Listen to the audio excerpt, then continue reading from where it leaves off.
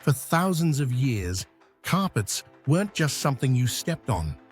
They were currency, were status and memory and spirituality and identity. A single carpet could cost more than a horse, a plot of land, or even a chest of gold. But why?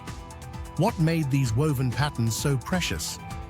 To understand why carpets were worth more than gold, we have to go back to the beginning, to the nomads of Central Asia, Persia, Anatolia, and the Middle East. Their entire world had to be portable. Their wealth had to move with them. And the carpet emerged not as a luxury, but as a necessity. It was warmth in winter and a barrier against the ground. The first reason carpets were worth more than gold, they were born from time. And time, in the ancient world, was priceless. Gold could be melted, traded, and used repeatedly. But a carpet demanded time, and no two carpets were ever identical. For a young woman in a nomadic tribe, weaving a carpet was one of the most important skills she could learn. Her first carpet might take months. Her most advanced ones would take years.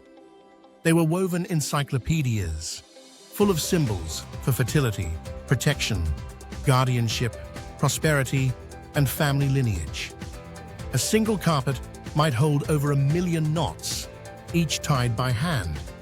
As these traditions spread along the Silk Road, carpets began to move from the tents of nomads into the courts of kings. When merchants from China, Persia, and the Mediterranean met in the great trading cities of the ancient world, they noticed something extraordinary. These carpets were unlike any other art form. They were soft, yet durable, practical, yet symbolic, portable, yet majestic. Wealthy buyers quickly realized that a carpet wasn't just an object. It was a masterpiece they could transport, display, or gift. The second reason carpets were worth more than gold, they were political power. Gold could buy loyalty, but a carpet could symbolize it. By the medieval period, the world had caught carpet fever. Persian carpets, Turkish carpets, and rugs became luxury items across Europe, the Middle East, and North Africa. Royal courts used them to impress foreign ambassadors.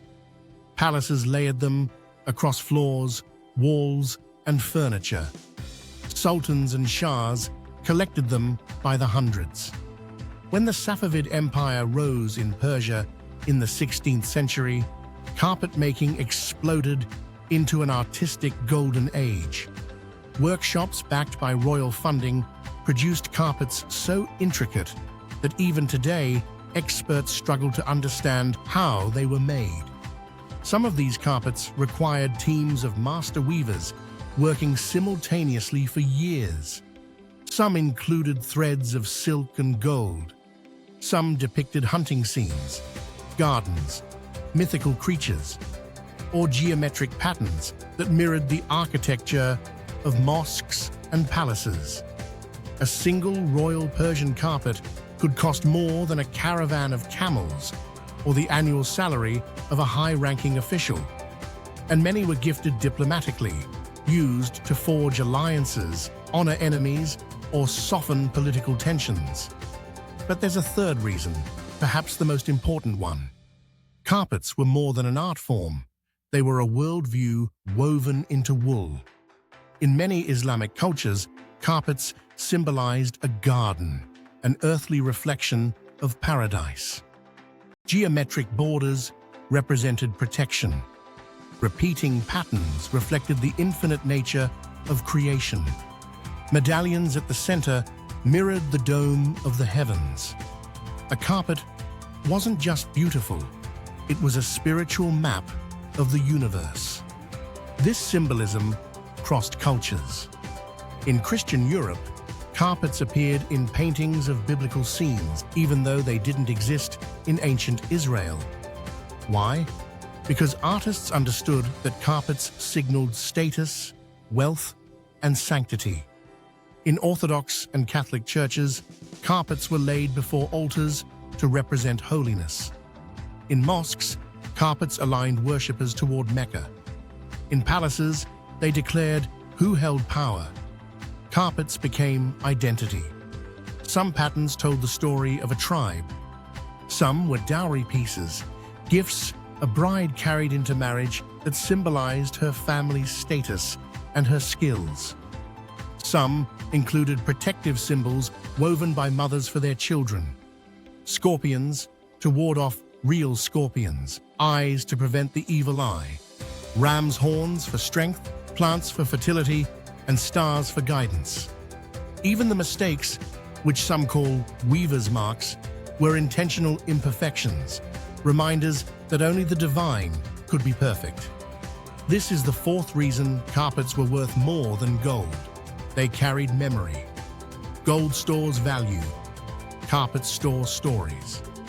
As global trade grew, the rug became a bridge between worlds. European merchants sailed to Persia and Anatolia, not for spices or silks, but for carpets. Nobles in Spain, France, and England displayed them in portraits to demonstrate wealth. Some kings collected carpets the way others collected paintings.